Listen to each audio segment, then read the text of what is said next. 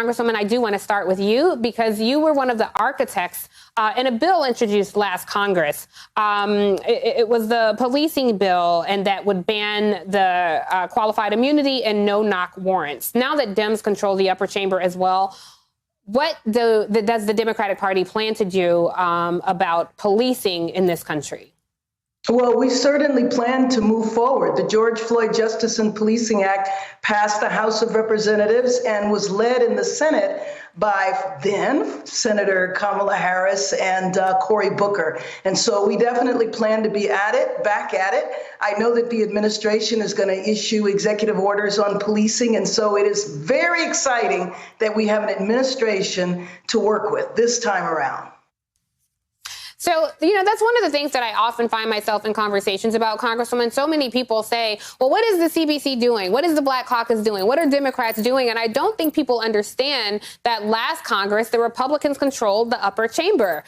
So things would pass the House but fall flat in the Senate. So given that, now that you talk about the George Floyd and Police Act, what role do you see Congress playing in just even wider legislation, given that a lot of these issues rest at the local level?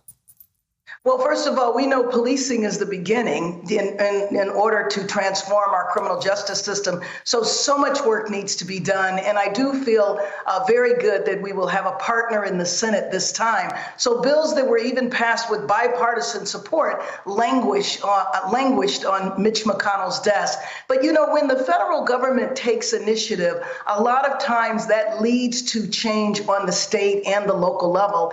And given the mass movement that erupted after George Floyd's torture and murder, we saw a lot of changes in a lot of different states and on local levels as well. And then at the end of the day, the federal government controls the purse strings. So I think that there's a lot of influence that the federal government can have.